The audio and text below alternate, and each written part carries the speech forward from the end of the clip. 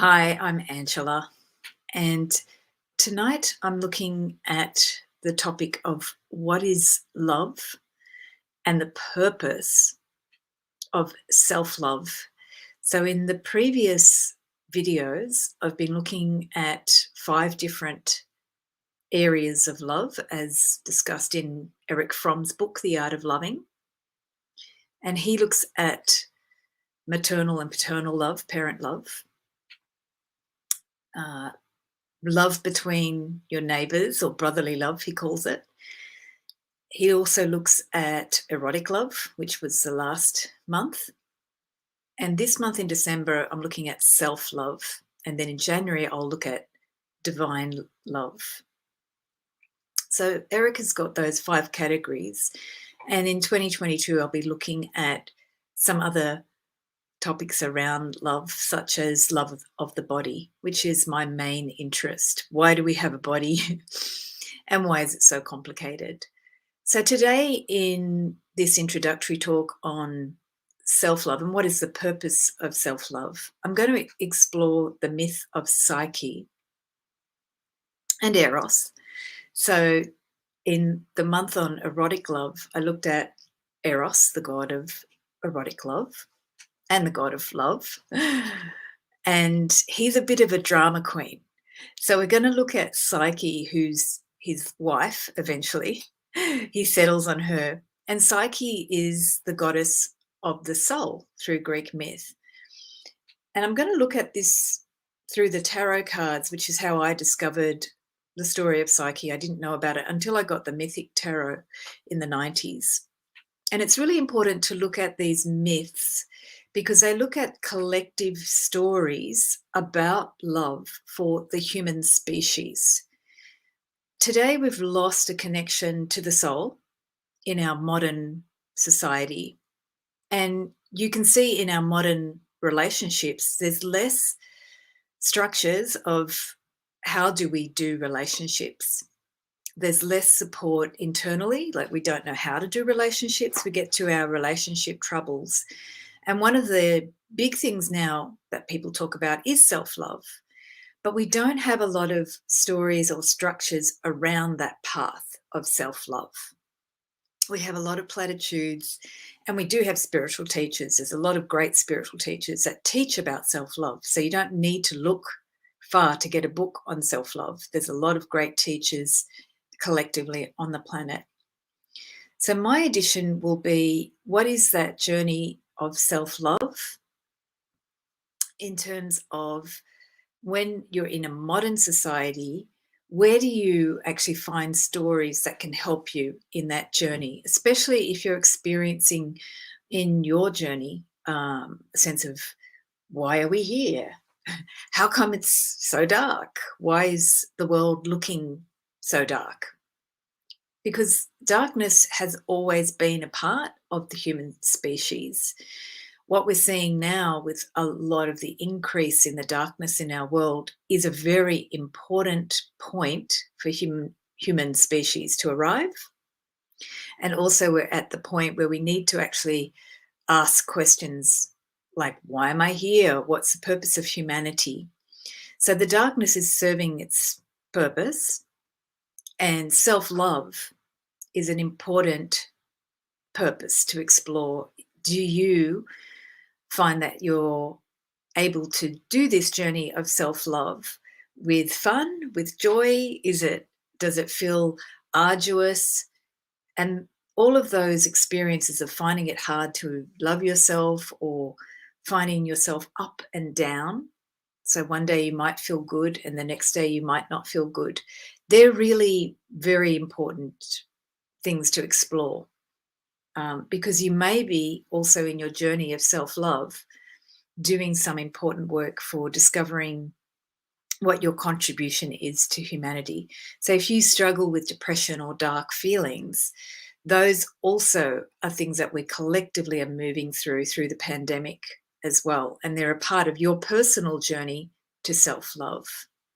So let's have a look at the story of Psyche, who is the goddess of the soul in the Greek myth. And In the beginning, Psyche is perceived as this beautiful woman, a human, whose beauty actually outranks the goddess Aphrodite. So, goddess Aphrodite is a goddess of beauty. And so people begin to say, well, Psyche's more beautiful than Aphrodite. So, already we're seeing that beauty and the appearance of Psyche at the beginning of the story is a competitive factor. So that's similar to our modern day life, modern life. We compare things at the surface. And also, Aphrodite is a goddess of beauty, and she's feeling a bit of heat from this human. So there's a competition here around beauty. And when we look at love, we often think about the appearance. Am I good looking? Am I whatever enough? Am I attractive on appearances? And in our modern dating culture, a lot of things are based on appearance and not really much else. Much people aren't going beneath the surface, and that's frustrating.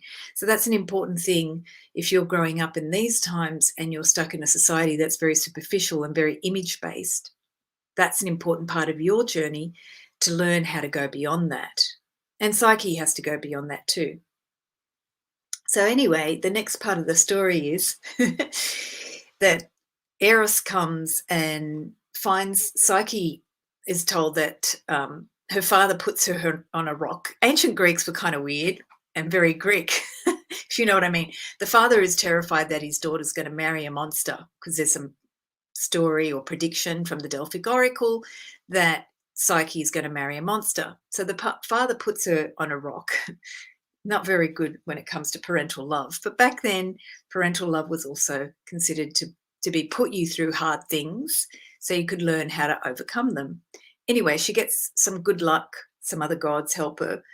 But basically, in the Two of Cups in this tarot deck, here's Eros. He finds her and comes from behind her and surprises her on the rock. And he's offering a cup of love. But she can't see him at this stage. So this Two of Cups represents that part of your journey to self-love where you're starting to find obstacles, you've been stuck on a rock, you're left alone, and something comes out of the blue and starts to stimulate you in terms of this potential for love. It can be equivalent to young love. It can be that falling in love because Eros is sudden love. So, but you can't see the person. So this represents in our journey of self-love where we really don't know who we are. So teenage love, we're starting to feel excited and stimulated by things, but we have no clue of how our personality is attractive. And we might have sort of doubts about things. And things are looking a bit scary as well and unpredictable. So Eros comes along and Psyche cannot see her. And on top of that, they get married. And that's represented here in the Three of Cups in the Mythic Tarot. So they get married, but he's still behind her. She can't see him. So this represents in our journey to the self or the true self, which is the soul. It's not the personality self. That there's aspects of the self that you have no clue about, which in this myth actually represents the soul. So Psyche at this stage doesn't really know herself. She's been put on a rock. Some mystical or magical person has somehow given her this sensation of love, which she doesn't really understand. She can't see him. And then he whisks her away to his castle and he says, "You're not allowed to look at me. I can only make love with you in the dark." Now, that sounds really tantalizing. But in terms of the journey of the self, it's frustrating when you don't know who you are. So from birth, you might have a sense of the world around you as you're growing up. You're learning language, you're learning how to walk, you're learning how to please these tall adults around you. Then as you go to school, you have to please some other tall adults. And you're still learning and learning and learning. Then as puberty starts, you're starting to get a sense of, well, myself has a way of affecting the world and I have to impress other people so they like me, and you want to have acceptance. You don't really know why, but there's also hormones mixed in there. And then that journey of the self starts to become full of a lot of stories. And there's hidden parts of yourself that you really don't understand. And that hidden part of the self actually is also connected to that soul part, which when you go through early childhood and then primary school, or from ages 7 to 12, and then you go from ages 12 to 18 through your later school life, there are a lot of parts of yourself you really don't know, but you start to make up things, a lot of stories. And some of those stories will be parts of your soul giving you pieces of information. But a lot of those stories are actually outside influences. And we can see with Eros here hiding his true personality, or hiding his true being from her. He can make love to her in the dark, but he won't show him his face, hiding his face from her and his name, his identity from her. She's actually stumbling around in the dark a lot. And teenage love is a bit like that. You're stumbling around in the dark or fumbling in the dark, and you don't really know what you're doing, but you sort of make it up as you go along. Don't worry, it sort of romance is a bit like that through later life. Anyway, we're sort of fumbling around in the dark a lot, especially when you start new romance. But in this story of Psyche, it's actually about how does she know and see herself. So Eros represents Psyche not really knowing herself. And she's going through this journey of love, or what she thinks is love, to start to learn about herself. And it's all a bit weird, especially when someone's saying, you can't look at me and you can't see my face. So anyway, in the next part of the story of Psyche, here in the Four of Cups, we've got her sisters whispering in her ear. And this represents when you have stories, not just from other people, but those lovely stories in your head. The stories in your head which say, who is this guy? What does he want from me? Am I good enough? Is this going to make him happy or her happy? So am I going to make my family happy? In this case, in the story of Psyche, she's starting to get a lot of thoughts circulating. And the thoughts are a part of the self which often interferes with that deeper knowing of the soul, or the intuition, which is the doorway to listening to your soul. So the thoughts come in and say, well, the sisters in the story say, you got to see this guy's face. So she takes a lamp to his face and she sees his face. And that's in the Five of Cups. So because she did something against what he wanted, Eros considers that betrayal. So you can see Eros running away here, and she's lit the lamp to see his face. So the lamp represents your consciousness. You're starting to look. You're starting to look for answers. You're starting to ask questions. You're starting to look inside. But when you start to look inside, often you get these spilt cups. You get emotions. You get problems in relationships with others, because there's problems in your heart about your identity, and problems where you feel like you may not be able to handle the situation, or you start to get suspicious of the situation. And basically he runs away. So this person who she married, who she's in love with, but she doesn't see him, she doesn't know him, he's gone. And the first part of the marriage was idyllic, but now there's a breakup.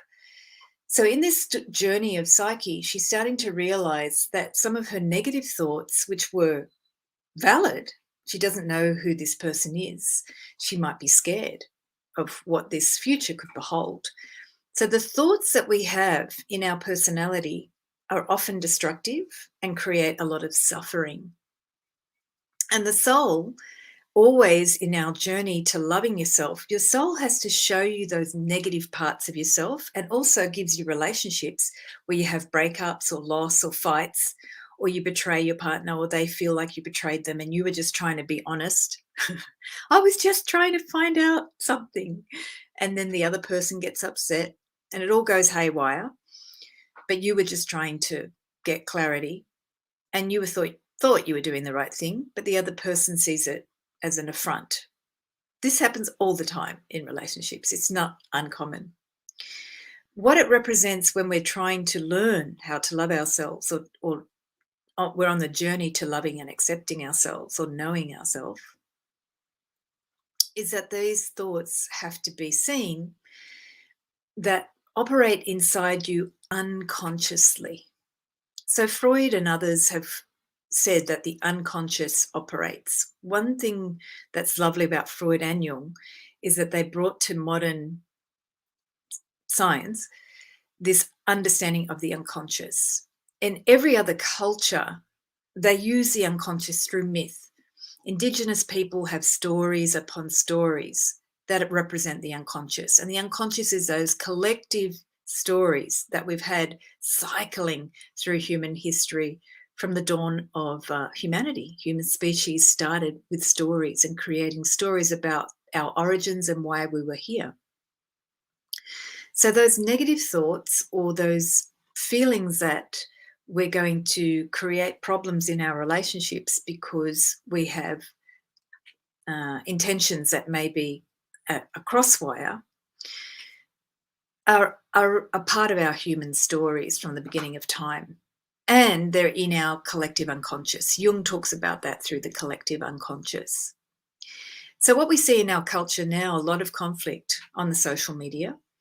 That's been part of human history from the beginning.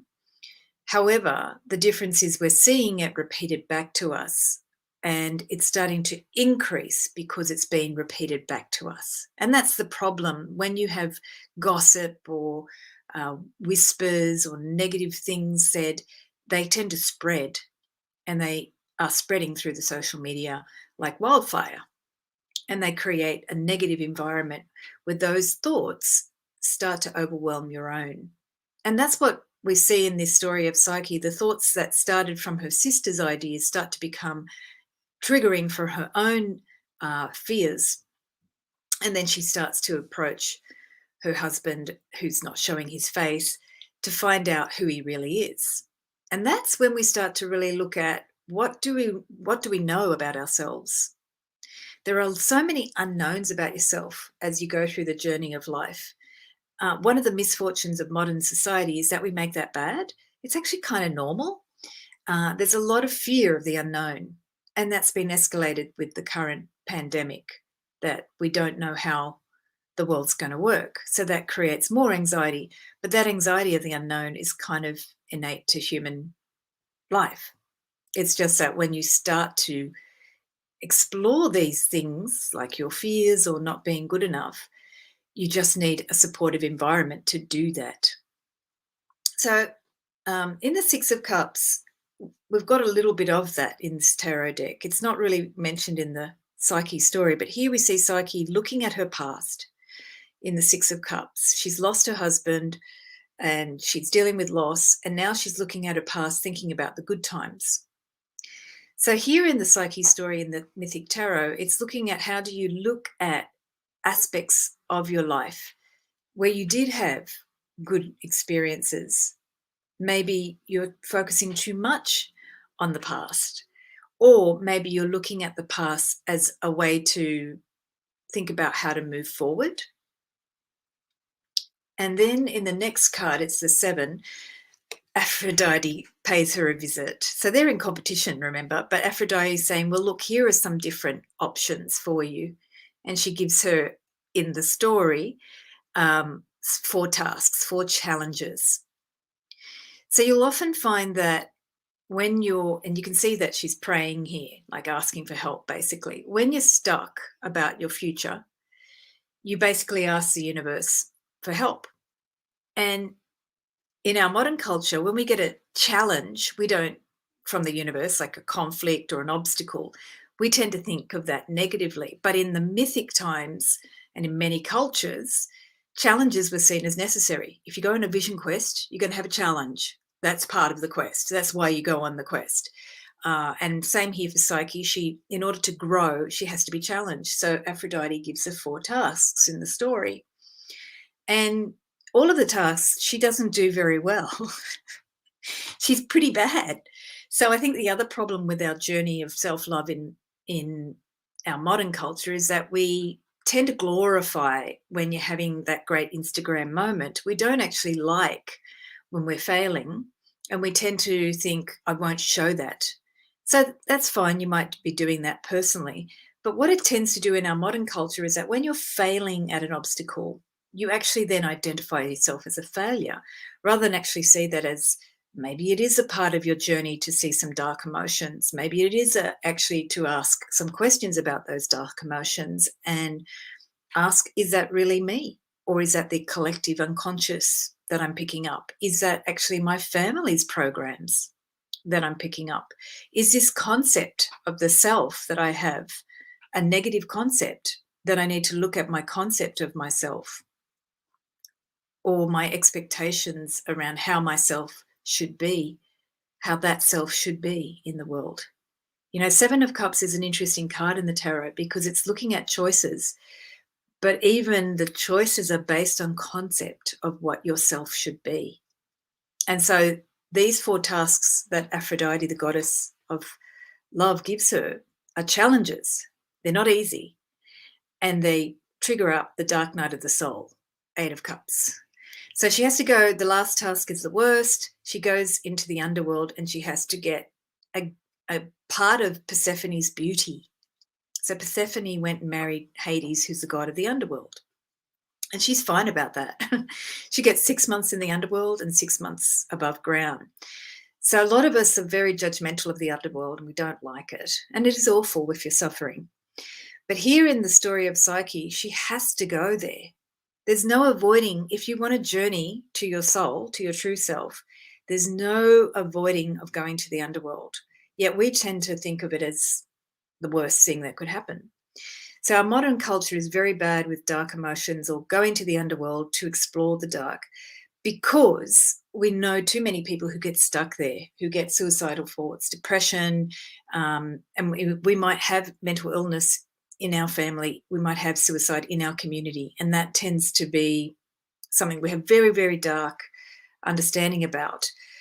Here in the mythic times, when these myths were created, people understood that as a necessary part to actually face that aspect of yourself that could not be seen in society favorably, and to say, is that truly me? What is that darkness? To look at it. So when you're looking at darkness, if you attach to it, yes, you will start to think you are that emotion. However, the mythic people used to know that those dark energies sometimes, like in indigenous cultures, those dark energies could be part of the land. They could be things that were created before you were born that have nothing to do with you. You could be going to a certain part of the country and picking up a certain land vibration, and that had nothing to do with you, but you had to experience the vibration and then let it go, release it in that particular land, in that area that you were exploring or going through your vision quest. For other people, it's your family programs. Perhaps you're repeating a cycle in the family, and it's nothing to do with you. You were born into that family to see the darkness in the family, but you have to actually see it and go, actually, that's not what I'm here to create. I'm here to create something very different. And we, unfortunately, in our modern society, because we live in isolation a lot more rather than in community or in family, we're starting to have negative thoughts and think they're us. And they're not. They're a doorway into finding out what is the soul, what is the true self. And you can only love yourself when you get to that level of the soul, because all the other stuff is just, there's a great word from the ancient Greeks, chimera. I don't know how to say it properly. It's Chimera. I'll put it in the comments later, chimera.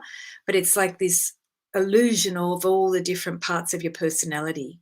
You can look at it like pictures on Instagram. They're all just little flashes of illusions of yourself. They're just pictures of moments of time, but they're not you. They're not the permanent you. And you do have to go throughout your life to discover that true self. There's no quick way to find self-love. It's only through this journey that Psyche represents in the myth. So after she gets this gift from Persephone, she gets this piece of beauty from Persephone. It's in a box. And she's gone into the underworld. She's got the gift. She goes up to heaven, or actually not heaven, but Mount Olympus, where the god lives. And she gives this gift of beauty from Persephone, opens the box, but the actual gift that Persephone gave is the essence of death. So after all of this trial, Psyche goes to Mount Olympus, meets Aphrodite and Eros, where he's with his mum. The Greek boy ran off to his mother. So Eros, after he racked off from Psyche, ran to his mum, which is such a good Greek boy, running to his mum, Aphrodite. So they're on Mount Olympus. Psyche goes to Mount Olympus. She says, look, I've done the trials. I've got the box from Persephone, opens the box, and then Psyche dies. So the self dies. So after all of that, she dies and she goes to heaven. Well, she goes to Mount Olympus and she gets married. She gets her wish. She gets to marry Eros. That's the 9 of Cups. And in the 10 of Cups, that's the wedding. So she finds Eros again. She finds her love, but she dies. She's no longer human and she becomes a goddess. So it's interesting because at the end, the Psyche in the story actually has a physical death, and it represents that the personality self dies and she becomes immortal, which is the soul. And at that point, she becomes the goddess of the soul. So the self, essentially, in this journey of self-love, has to die.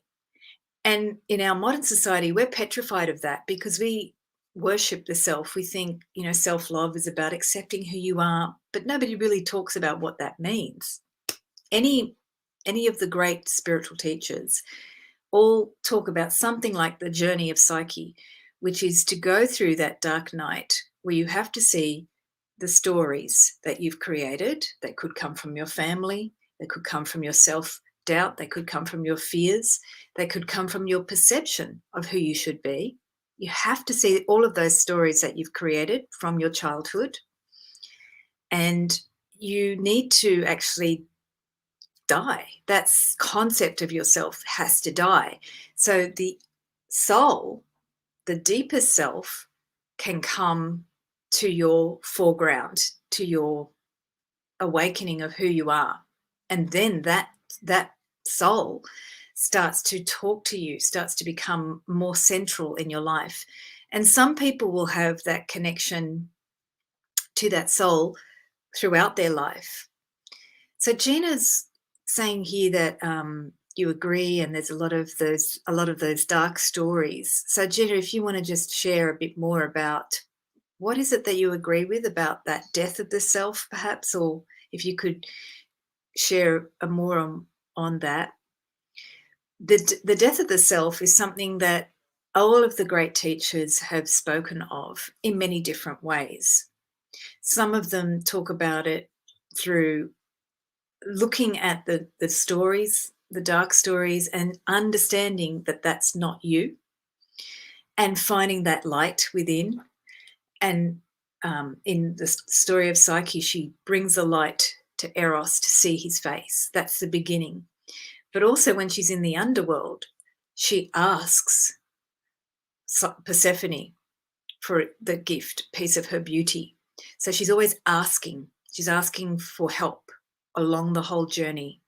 And that's often what you can do when you're in the darkness. You can ask about the light. You have to ask for insight, help, the ability to understand more of that soul within that's eternal versus the ideas of who you think you should be, or the fears that will constantly be operating that are in your collective unconscious from the history of humanity. But also our fears are generated from our childhood, from birth to adulthood. We create a lot of fears about how we fit in and how we think we fit in or should fit in, and we don't fit in, or we feel like we don't fit in.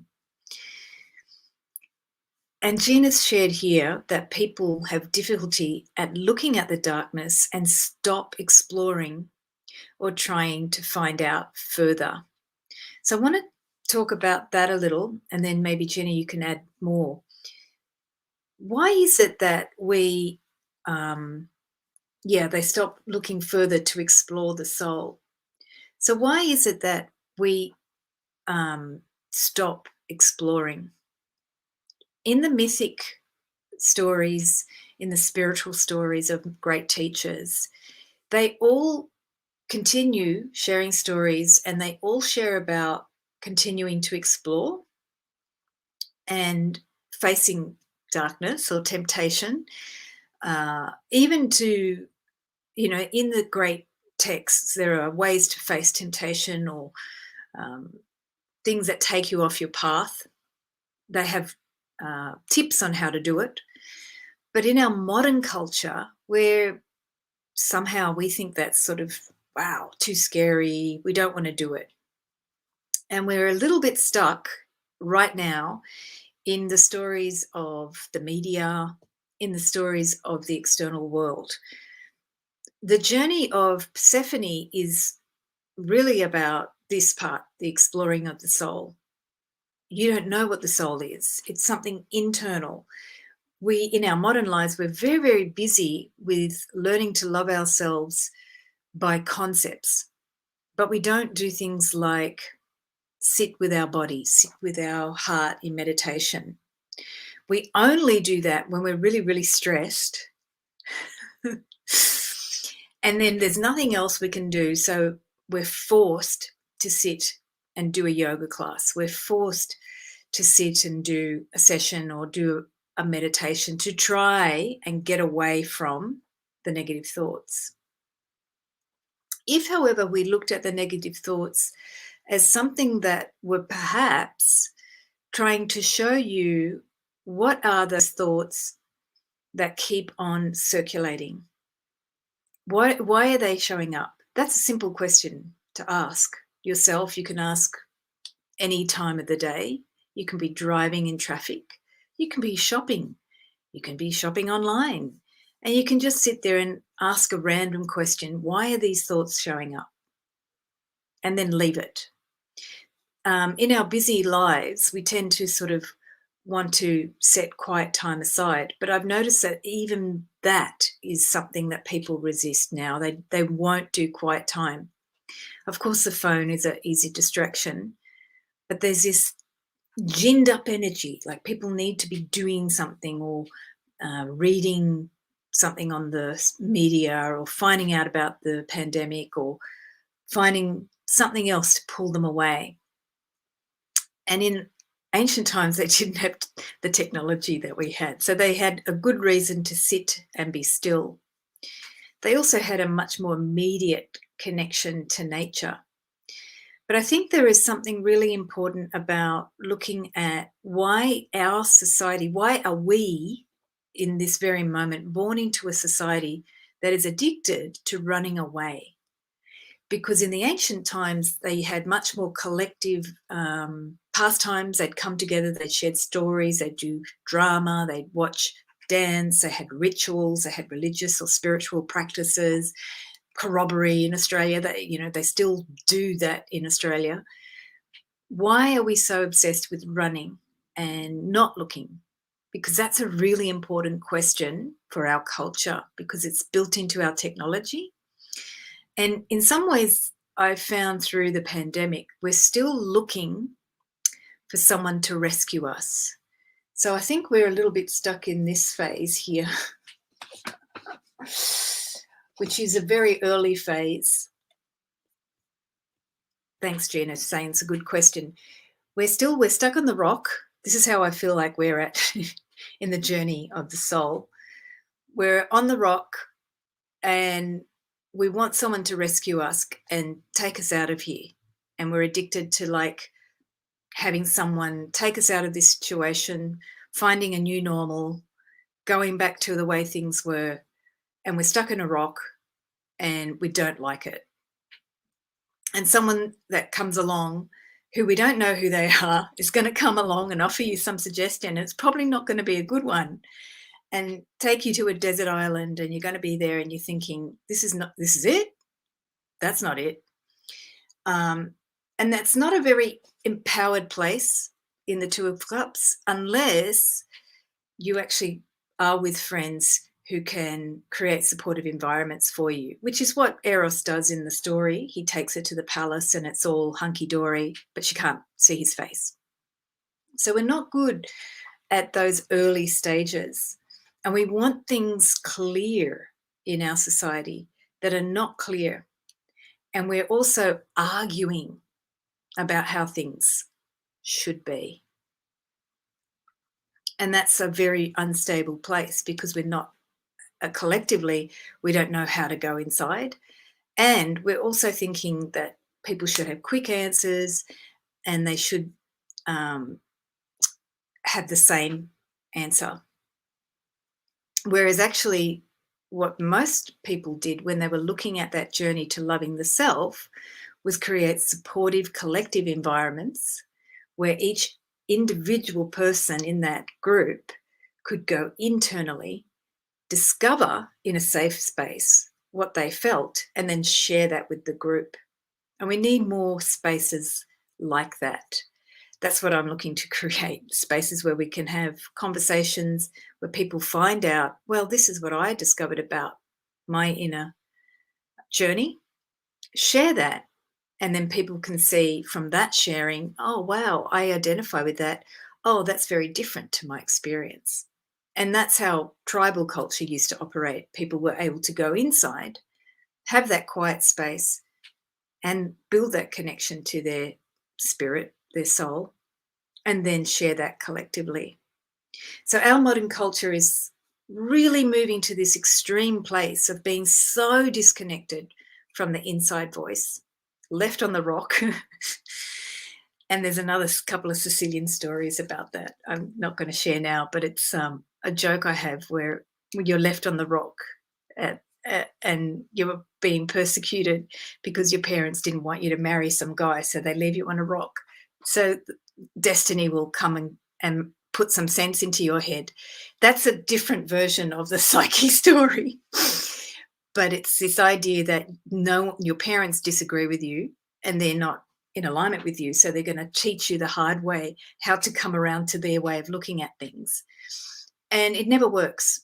You're always going to be in those stories. There's a lot of saints in Italy that they go against their parents' wishes because they want to go to the church or they want to marry someone else. And the parents put them in peril and they end up having some miraculous new journey of their soul. Some of them die and then become a saint later, and others find another version of death. So they take that story of psyche in the stories of Italy and change them, because it's all about what is my true destiny? Where am I going to go? And we're not in control of that. And the soul wants you to start exploring, where are you going in terms of your heart, not in terms of what society or your parents in some situation think you should be going. And if we can, as a society, start looking at self-love from much more of a place of creating spaces where people can go inside, that's where we can build self-love that's based on what all of the spiritual teachers have been saying for a long time, which is to connect to the heart within, to connect to the self within. We're too busy in this world now and distracted. So it's starting to feel like we're so disconnected from our inner selves that it's going to create a pendulum swing in the other direction. It already is. A lot of people are starting to do that inner work and starting to look at how they can build that self-love from connecting to their inner self.